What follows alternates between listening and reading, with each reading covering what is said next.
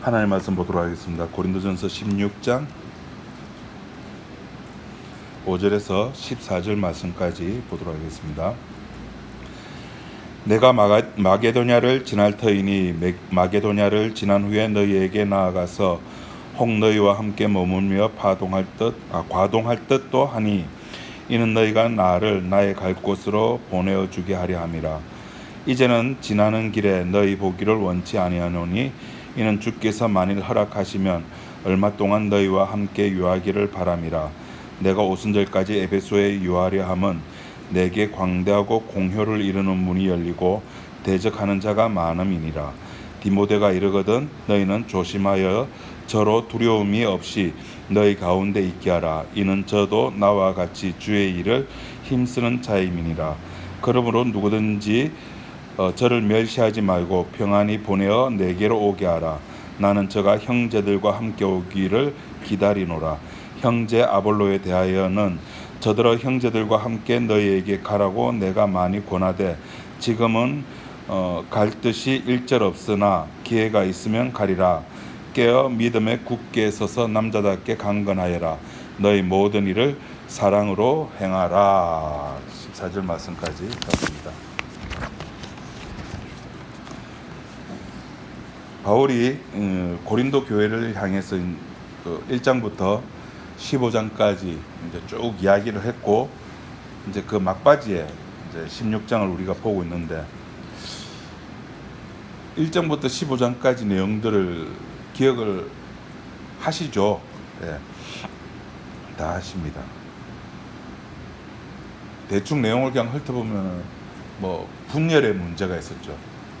나는 대파가 좋다, 쪽파가 좋다, 실파, 양파, 파들이 막 나눠졌습니다. 그리고 성도들끼리 뭐 금전적인 문제든 뭐 명예훼손 문제든 뭐 무슨 문제가 생겼어요. 그럼 이 문제를 어떻게 해결할 것인가? 세상 법정에다가 고소할 수 있느냐 하는 문제가 있었고, 또 무슨 문제가 있었죠? 우상 문제가 있었고, 뭐 은사 문제가 있었고, 여자가 지금 가톨릭에서 하는 것처럼 흰 두건을 쓰고 기도해야 하는 것이 맞느냐 틀리느냐, 그리고 15장까지 있었던 그 부활의 문제가 쭉 있었습니다.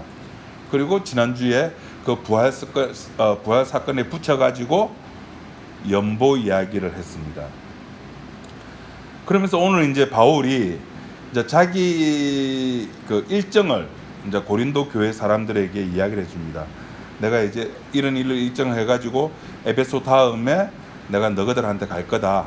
그때 갈 때는 그냥 지나가다가 여기에 있지 하면서 지나가는 것이 아니라 계획적으로 내가 너희들한테 들을 계획이다라고 이야기를 하면서 또 사람 이제 바울 서신의 특징이죠. 마지막에 이제 사람 이름들이 이제 또 등장하기 시작합니다. 바울 서신에 아주 자주 등장하는 인물, 디모데, 아볼로, 그리고 아굴라와 브리스가. 브리스가가 누구냐면은 그 브리스길라.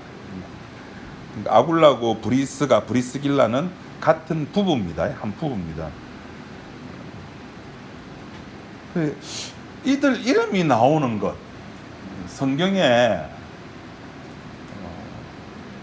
예수님만이 나와야 될 터인데 인간의 이름이 등장한다? 왜 등장할까요? 딱 하나입니다.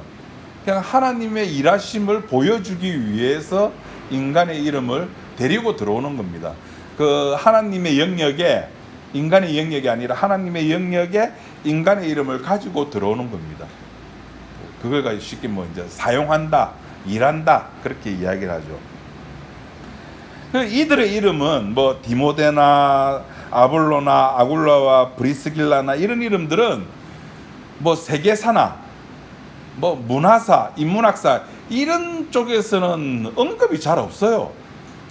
유명하지도 않고 취급도 하지 않고 어디서만 이 이름들을 인정해 주느냐면은 우리가 들고 다니는 성경에서만 이 디모데라든지 아볼로라든지 아굴라와 브리스길라라고 하는 이런 이름들을 인정을 해주는 겁니다. 아름답다고. 그런데 이런 이름들이 아무나 이렇게 하나님이 이름을 가지고 오지 않습니다. 어떤 조건에 합당해야 되거든요. 어떤 조건에 딱 맞아떨어질 때 그 이름을 가지고 옵니다. 그 조건이 뭐냐면은 대신이라는 조건. 대신. 그 구약식으로 표현하자면은 여호와 이레, 하나님이 아브라함에게 네 아들, 네가 사랑하는 독자 아들을 내게 바쳐라. 예, 알겠습니다. 바치러 갔을 때, 죽이러 갈 때 하나님께서 멈춰라 하면서 그 이삭 대신에 어린 양을 준비해 두죠. 예, 그걸 여호와 이레라고 그러죠. 예, 그렇게 그 대신이라고 하는 그 조건에 합당한 사람, 그 조건에 부합할 수 있는 사람, 혹은 그 조건을 보여주는 사람, 혹은 그 조건을 세상에, 주께서 세상에 이 사람들을 동원해 가지고 이렇게 보여줄 때 이렇게 사람들의 이름을 가지고 들어오는 겁니다.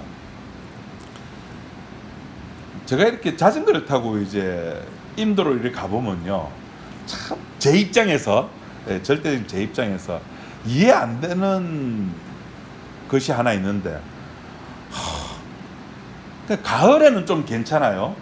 봄, 가을에는 괜찮은데 겨울에, 여름에 그 땡볕에 그 추운 찬바람이 부는 그 겨울에 트레킹하는 사람, 그 임도를 걷는 사람들이 이해가 안 돼요.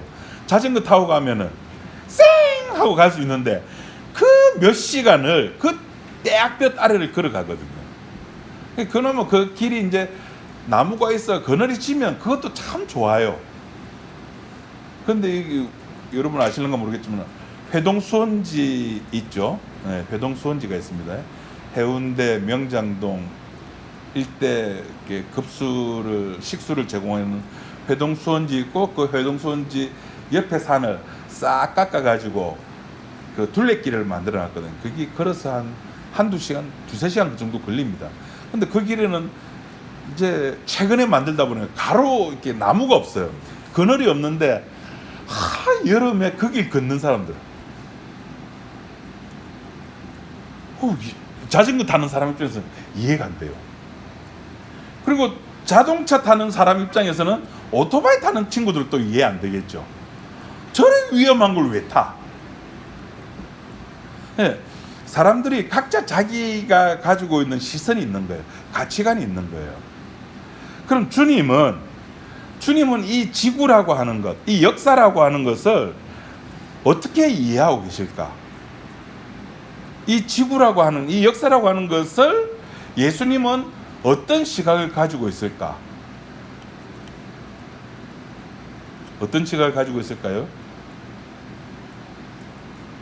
예수님께서는 이 세상을 언약을 성취하는 장소로 이해를 하는 겁니다.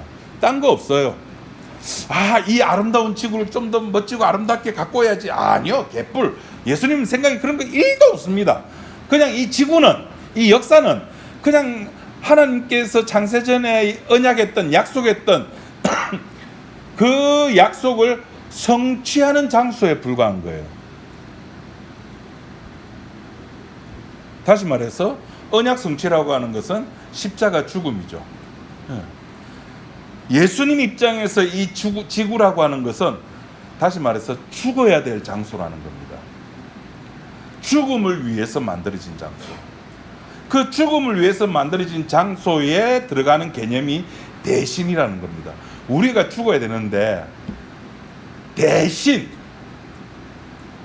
대신이 들어가는 겁니다. 그걸 이해하는 사람, 그 사람들이 이 성경에 이름이 기록되는 겁니다. 그러니까 이런 이해가 없으면은 우리는 늘 하나님께 하소연합니다. 하나님, 왜 나에게 이런 아픔을 주십니까?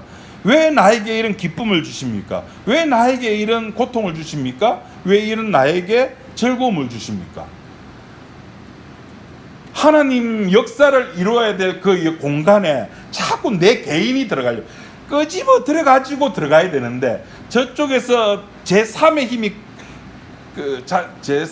끄집어 들어가지고 그 공간에 들어가야 되는데, 내가 들어가는 거예요. 그 공간에 내가 들어가다 보니까 자기를 포기 못하고 그 역사 공간의 주인공은 언제나 나로 남아있는 겁니다. 성도라고 하는 것은 하소연하는 자가 아닙니다. 성도는 자기 소원을, 자기가 살아가는 삶의 형편을 주님 앞에 아뢰는 자가 아니라 예수님의 죽음을 찾는 자입니다. 이 역사 공간에서 하나님께서 약속을 이루시려고 했던 그 사건, 십자가의 사건, 죽음이라고 하는 예수님의 죽음을 찾는 자들이 성도입니다. 내가 처한 상황 속에서 나에게 덮치어진 그 사건 속에서 예수님의 죽음을, 예수님의 피를, 십자가를 찾아내는 것. 그렇게 찾아짐을 당한 자들이 오늘 본문에 나오는 디모데고 아볼로고, 저 19절에 나오는 아굴라와 브리스길라, 이런 사람들이 그 십자가의 죽음을 찾은 자들.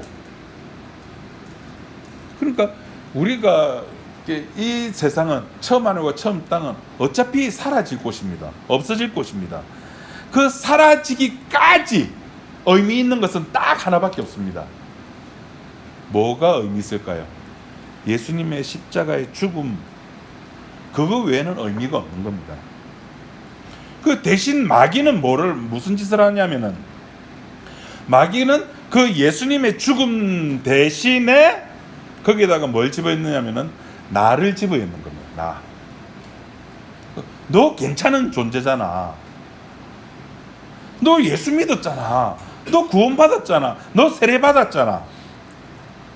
그러니까 너는 성도답게 살아야지. 그리고 여기에 빠지면 이제 하소연이 나오는 겁니다. 하소연이 나온다는 말은 뭐죠? 자기의 삶을 하나님께, 소위 말해서 기도라는 것을 통해 가지고 아뢰는 거죠. 그러면은 주님이 그 문제를 해결해 준다라고 생각합니다. 아니요. 예수님의 죽음이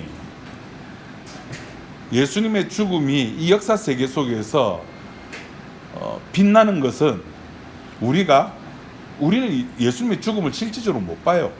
못 보는데, 이 성경이라고 하는 하나님 말씀을 통해서 그 사건이 믿어지는 겁니다. 여러분 혹시 윤슬이라고 아십니까? 윤슬. 이 강이나 저 바닷가에 태양빛을 받아가지고 아주 반짝반짝반짝거리는 거, 그걸 윤슬이라고 하는 겁니다. 그러니까 태양은 우리가 직접적으로 보면 눈에 망막이 이상이 있으니까 그 윤슬, 저는 아름다운 걸 잘 모르겠어요. 사람들이 하도 윤슬이 아름답다고 하니까 그 윤슬을 통해 가지고 태양을 확인을 하는 겁니다. 그러니까 성도라고 하는 존재는 바로 그런 윤슬과 같은 존재입니다.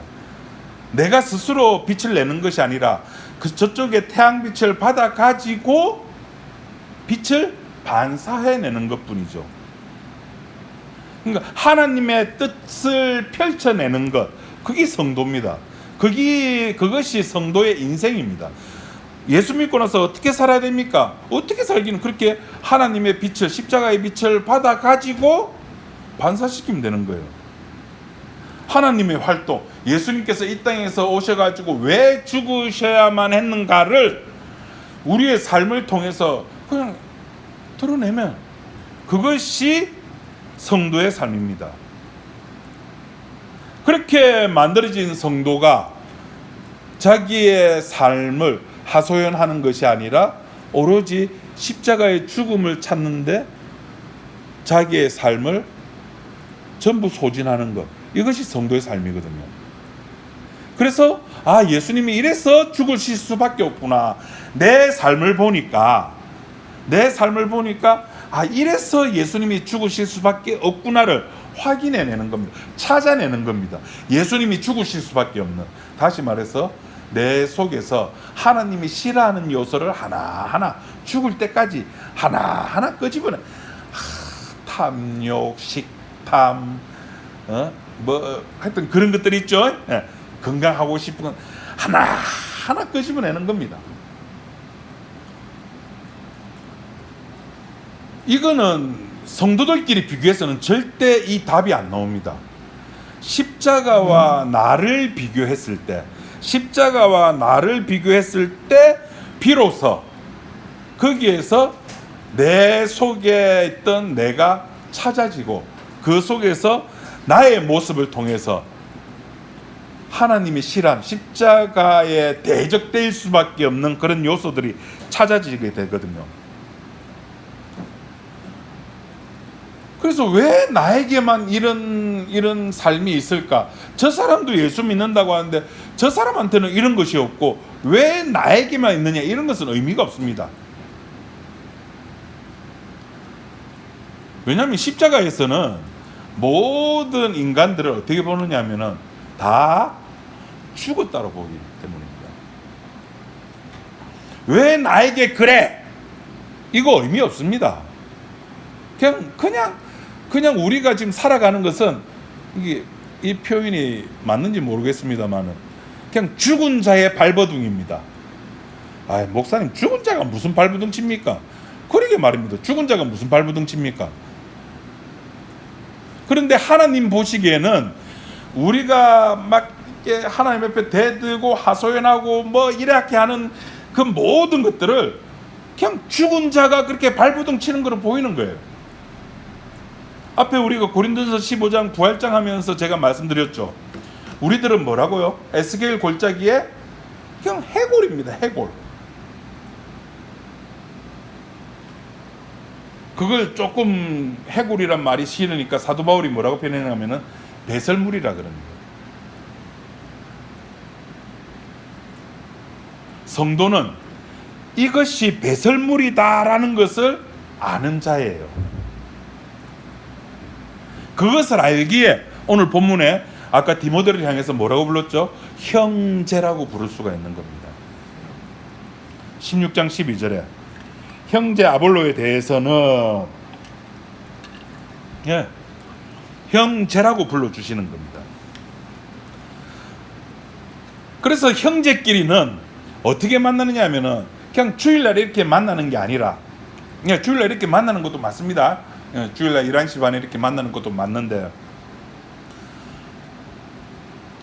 전부 다 가해자로 만나는 겁니다. 야, 네 예수님 죽였지. 네 그럴 줄 알았다. 그럼 저쪽에서도 이 목사 니도 마찬가지 아이가? 니도 가해자 아이가? 예, 저도 가해자고 당신도 가해자고. 그렇게 가해자 인정. 그렇게 가해자들끼리 만나는 것을 형제라 그러는 겁니다. 그걸 가족이라 그래요. 예수님께서 복음 전하는데 밖에서 예수님의 엄마 마리아가 와가지고 찾았죠. 그 제자들이 와가지고 예수님 밖에 지금 엄마가 와가지고 찾습니다. 그럴 때 예수님 뭐랬습니까? 웃기네. 누가 내 가족인데?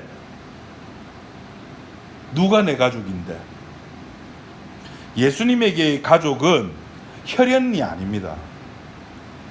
사건입니다. 마가복음 3장 33절에 이렇게 되어 있습니다. 대답하시되 누가 내 모친이며 동생들이냐 하시고 둘러 앉은 자들을 둘러보시며 가라사대 내 모친과 내 동생들을 보라. 진짜 엄마와 진짜 동생은 지금 저 건물 밖에 있는데 건물 안에 있는 자기의 말을 경청하고 있는 사람들을 보면서 내 모친이며 내 동생들을 보라.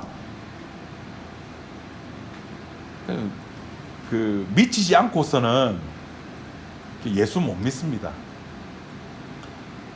피는 뭐보다 진하다? 물보다 진하다. 예, 피 맞죠? 그런 말 있죠. 피는 물. 요 마가복음 3장 33절을 두고 말하는 거예요. 피보다 사건으로 뭉쳐진 이것을 가족이라고 그러는 겁니다. 하나님의 뜻대로, 누구든지 하나님의 뜻대로 하는 자가 내 형제요 내 자매라는 겁니다. 하나님의 뜻대로. 하나님의 뜻대로 하는 자가 형제라고 한다는 것은 그 형제 속에는 자기 개인 있습니까? 없습니까? 없어요. 개인 구원이라는 것은 없습니다. 그런데 거기에서 개인이 없는데 자꾸 자기 권리를 주장하는 거예요. 나의 행복, 나의 즐거움. 그래서 내 행복, 내 즐거움, 나라고 하는 자기 주권을 생각하니까 대신 죽음이라고 하는 것은 당연히 사라지는 겁니다. 대신 죽음이라고 하는 것은 자기 행복을 내세우는 자들에게 있어서는 대신 죽음은 그 자리가 설 자리가 없는 겁니다. 제가 지난 시간에 말씀드렸잖아요. 우리는 성도는 어떤 자들이라고요? 성도는 보내심을 받은 자라 그랬거든요. 자기가 없는 건 자기 주권, 자기 선택권이 없습니다. 예수님께서 말씀하셨죠. 누구든지 나를 따라오려거든 어떻게 하라? 자기를 부인하라. 자기라는 것이 없다는 겁니다. 그런데 베드로가 뭐랬습니까? 나 이제 죽으러 간다. 그러니까 예수님 안 됩니다. 그래서는 안 됩니다. 예수님께서는 현재 우리들에게 주는 이 즐거움과 행복 계속 유지하시고 나에게도 그런 행복과 즐거움 유지하시고 그렇게 하셔야 됩니다. 라고 했을 때 예수님께서 뭐랬습니까? 사탄아, 너는 나를 넘어지게 하는 자로다. 내 뒤로 물러가라. 그 말뜻이 무슨 말일까요? 베드로에게 하셨던 그 예수님의 말씀, 사탄아 너는 나를 넘어지게 하는 자로다. 그래? 네가 그렇게 네 자신을 부인 못하고 네가 네 자신을 부인하지 못하고 나의 뒤를 쫓아오지 못한다면은 그래 내가 그렇게 해줄게. 그 말입니다. 내가 그렇게 네 자신을 부인하게끔 내가 그렇게 해줄게. 그렇게 해서 만들어진 자들이 누구냐면은 형제 디모데, 형제 아볼로라는 겁니다. 하나님의 일하심, 십자가의 일하심의 결과물로서 만들어진 것이 형제요 가족입니다. 주님께서 그렇게 하시는 겁니다.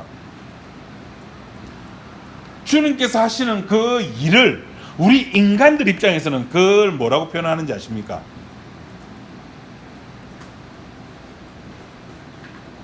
크게 들을게요.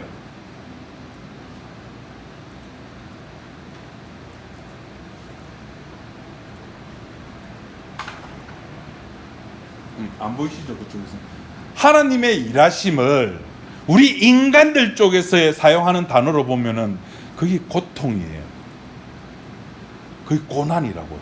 우리 입장에서는.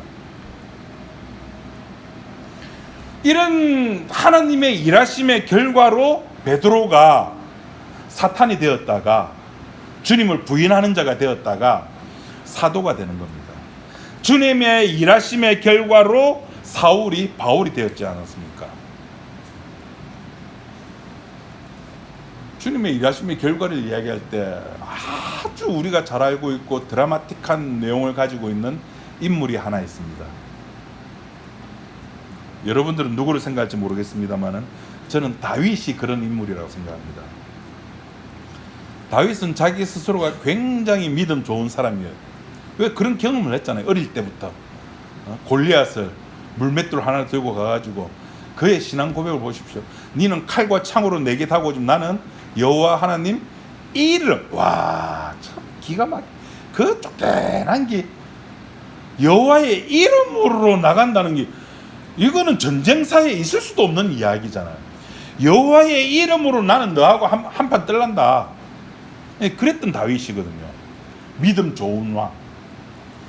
백성들이 사울은 천천히요 다윗은 만만이라 끝내주죠. 그런 다윗에게 하나님이 일을 하시는 겁니다. 자, 우리가 잘 알고 있는 내용이죠. 어느 날 윤수를 보기 위해서 반짝이는 그 이스라엘의 윤수를 보기 위해서 옥상에 왔는데 눈도 좋지. 하필 그 눈을 좀 저처럼 이렇게 노안이 있게 만들어준 게 하나 싶겠네. 눈이 너무 좋아. 저 멀리서 여인이 목욕하는 걸 봤네. 야, 그게 얼굴이 보일까? 그게 예쁘다는 게 보이게 만드시는 거예요, 하나님이. 그냥 보면 그걸로 끝내면 되는데, 걔 궁에 들어와 가지고 신한테 시키면 누군지 한번 알아봐라. 내가 올라와서 이런 여인을 봤는데 누군지 한번 봐라. 그래 보고 오니까 저기 햇사람 저기 우리아 장군이라고 있는데 그 장군의 아내랍니다. 근데 아내가 지금 아내가 아니고 그 장군이 지금 저기 전쟁터에 나가 있어 가지고 남편이 없답니다. 그래? 그럼 데리고 와봐. 근데 기막히게 여러분, 데리고 와봐 한 그날이 무슨 날인지 아십니까? 생리가 끝나고 배란일이 시작되는 날이에요. 희한하죠. 하나님의 일은 기가 막힙니다. 기가 막혀. 그래 하룻밤 자고 났더만 이 유부녀가 아이고야 임신을 했네? 그거 알려야죠. 왕에게 이야기했습니다. 그 왕이 또 고민을 하는데 기가 막힌 생각이 떠오릅니다. 불러들여라. 우리아를 불러들여라. 그 불러들여가지고 잔치를 벌려주고 이제 네 집에 들어가 자라 하니까 이놈은 우리아가 또 안 가네. 야, 하나님의 일하시면 어찌 이렇게 기가 막힌지. 다윗은 지금 자기야 그 알리바이가, 그때는 유전자 검사가 없으니까 알리바이를 지금 만들어야 되는데 알리바이를 만들어줄 이 우리아가 자기 뜻대로 안 움직이는 거예요. 그럼 어떻게 됩니까? 죽여야죠. 그래서 그 요압 장군에게 편지를 써서 보냅니다. 지금 네가 있는 전쟁 그 상황 중에서 제일 심한 전쟁터에다가 우리아를 보내라. 그 죽여라. 기가 막히게 또 죽습니다. 여태까지 안 죽던 우리아가 그 다윗의 편지 하나로 우리아가 죽습니다. 참 기가 막히죠. 타임이. 이게 하나님의 일하심이에요. 우리아는 뭐 이유도 없이, 진짜 무슨 이유도 모른 채, 우리가 지나가는 개미 그냥 죽이면 개미가 지가 무슨 이유로 죽는지 모르죠. 우리아는 그렇게 죽어가는 겁니다. 여러분, 하나님의 일하심이란 이런 겁니다. 우리는 그 원인을 밝혀내려고 하죠. 이유를 찾으려고 하는 겁니다. 근데 하나님의 일하심에는 이유도 원인도 없어요. 그래서 다윗이 이깁니다. 다윗이 자기 뜻대로 됐어요. 만세 불렀는데 그때 나단 선지자가 등장해가지고 그 부잣집에 그 손님이 왔는데 이놈은 부잣집이 자기 집에 냉장고에 어마무시한 그 음식 재료들을 놔주고는 옆집에 그 양 한 마리 있는 것을 잡아다가 그 양으로 손님을 대접했다는데 어쩔까요? 죽여라.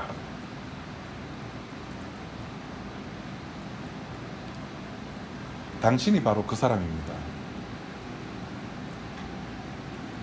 그 나단 선지자와의 대화가 끝나고 그 사건의 결말, 하나님의 일하심의 결말을 듣고 다윗이 썼던 시가 시편 51편이죠.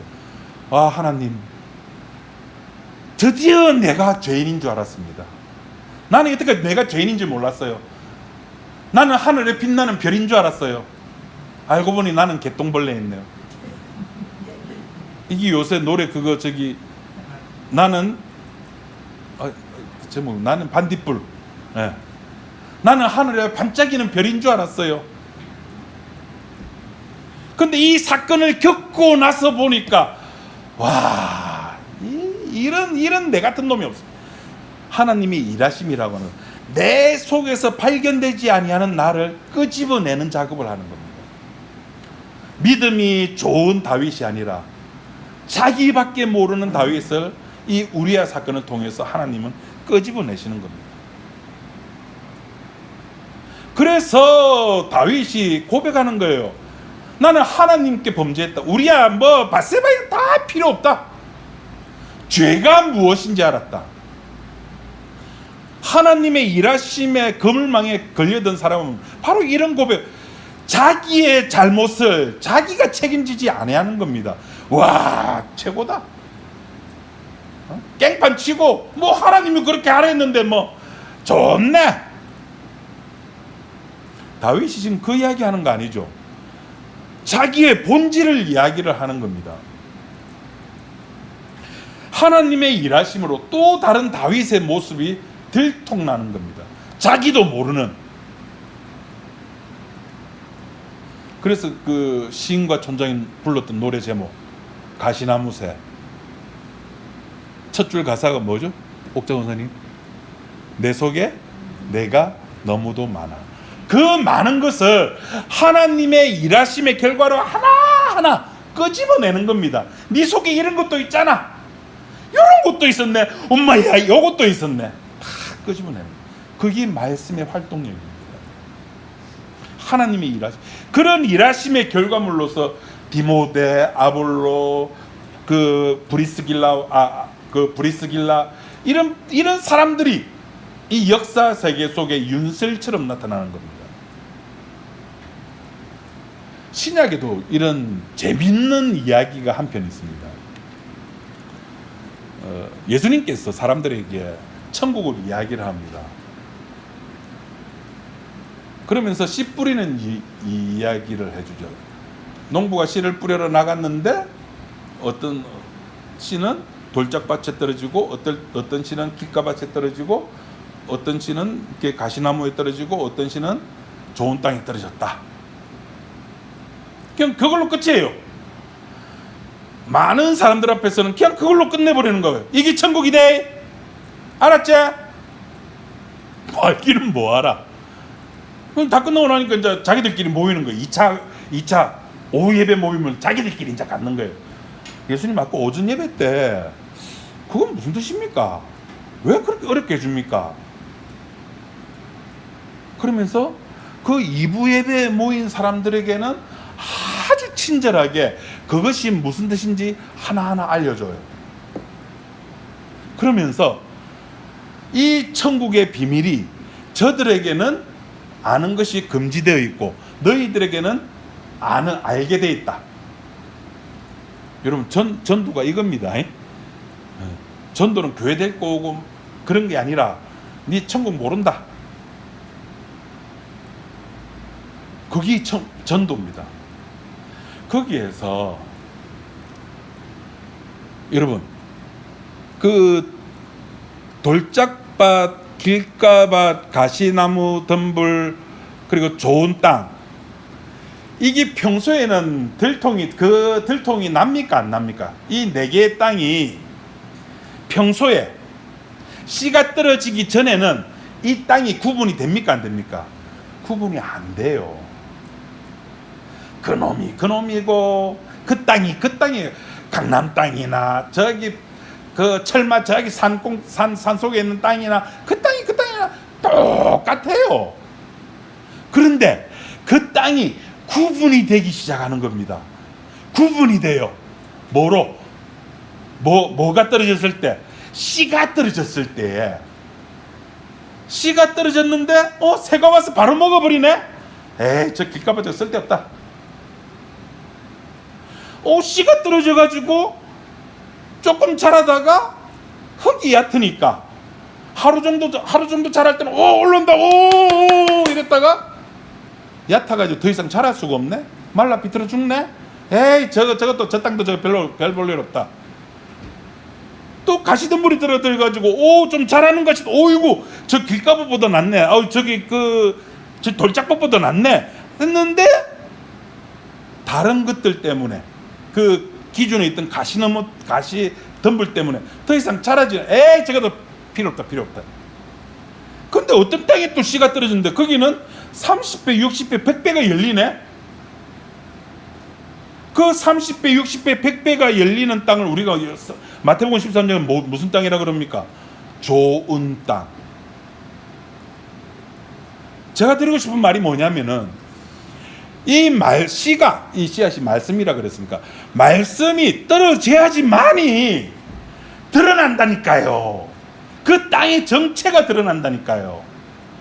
돌짝밭이, 길가밭이 그것이 드러난다니까요. 말씀이 떨어질 때, 말씀이 활동하면은 그 정체가 드러나게 되는 겁니다. 다윗의 또 다른 정체가 드러났듯이 또 다른 이창섭의 모습이 드러나는 겁니다. 근데 이 드러난 모습을 누가 제일 잘 보냐면은 나와 제일 가까운 사람. 그 사람이 그걸 이제 부부라 그러죠.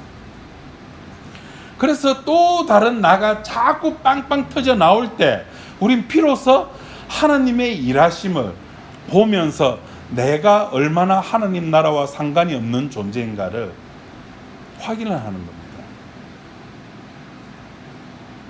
그래야 형제가 보이고, 그래야 형제에게 복음을 이야기하고 문안을 할 때 그 사람이 이야기하는, 형제가 이야기하는 모든 것이 아멘이 되는 겁니다.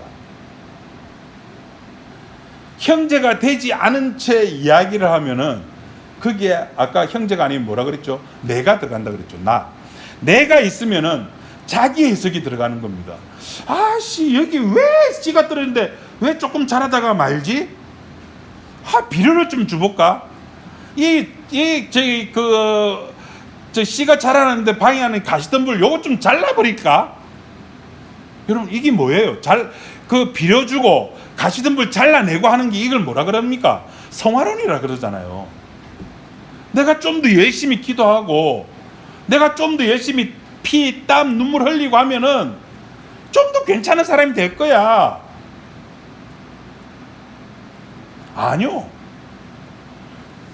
잘라내고 비료 주고 줘가지고 괜찮은 땅이 돼가지고 30배, 60배, 100배 맺히는 거 말고 그냥 땅에 떨어졌는데 30배, 60배, 100배 맺히게 하는 그 하나님의 말씀의 능력이 형제를 만들어내고 그 형제와의 모든 대화 속에서, 이야기 속에서 아멘이 나오고 감사가 나온다는 겁니다.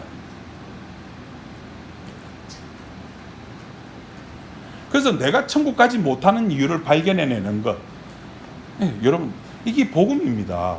복음이 딴 거 아닙니다. 예수님은 하나님의 아들이며 창세전부터 함께 계셨으며 하나님께서 천지 창조할 때도 말씀으로 계셨고, 그 말씀으로 계신 분이 신약시대 때 예수님 오셔가지고 십자가에 죽으시고 부활하시고 승천하시고 성령 보내시고 다시 이 땅에 오십니다. 여러분, 이거 복음 아닙니다. 이건 복음 아니에요. 이건 그냥 문장입니다. 복음 아닙니다. 그 말씀의 활동함으로 말하면 내가 가짜였구나, 내 속에 다윗이 있었구나, 내 속에 나도 모르는 이 창섭이가 있었구나, 그게 복음입니다. 그 복음이 그냥 되는 것이 아니라 이런 주님의 일하심, 십자가의 활동으로 말미암아 나를 끄집어내어서 나를 확인시켜주는 것, 이것이 복음이라는 겁니다. 그래서 우리는 평생을 우리가 죽을 때까지 내가 가짜라는 것을 드러내면서 사는 겁니다. 그게 인생입니다. 그러니까 몰랐죠. 자기가 개똥벌레인 줄도 몰랐고 자기는 빛나는 별인 줄 알았대요. 그 마귀를 아비로 둔 자들은 이런 하나님의 말씀을 이해를 못하는 겁니다. 복음을 이해를 못하는 겁니다. 마지막으로 성경 한 구절 찾고 마치도록 하겠습니다. 시편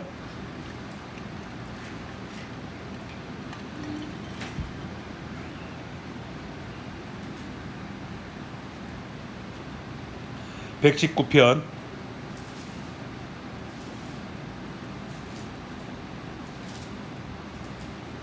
105절.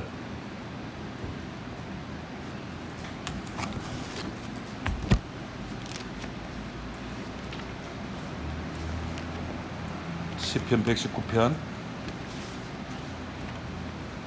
예, 다 같이 한번 읽어보도록 하겠습니다. 시작. 주의 말씀을 내 발에 들이고 내 길에 비치니라. 예, 주의 말씀은 내 발의 등이요 내 길의 빛이니이다. 여러분 볼펜 하나 좀 드시겠습니까? 볼펜 들고는 그 뒤에다가 그리고 그 말씀이 그 빛이 결국 나를 죽였습니다 라고 기록해 두십시오. 주의 말씀은 내 발의 등이고 내 길의 빛인데 그 빛이 활동해서 나를 죽입니다. 그래서 형제를 만들어내고 새로운 가족을 만들어내는 겁니다. 기도하겠습니다. 하나님 아버지 감사합니다. 새로운 가족으로 만났고 피로 만났고 사건으로 만났습니다. 그 사람이 어떻게 살아왔는가, 그 사람의 성격이 어떤가, 그 사람의 말투가 어떤가, 그 사람의 식욕이 어떤가 아무 의미 없습니다. 십자가 하나로 만났기에 십자가로 만족하고 십자가로 즐거워하고 행복해합니다. 하나님, 우리의 삶에서 이런 모습들이 나타나게 하고 나의 죽음을 통해서 내가 하나님 나라에 얼마나 합당치 못한 존재인가를 이 또한 확인하는 우리 지체들이 되게 도와주옵소서. 예수님 이름으로 기도드립니다. 아멘.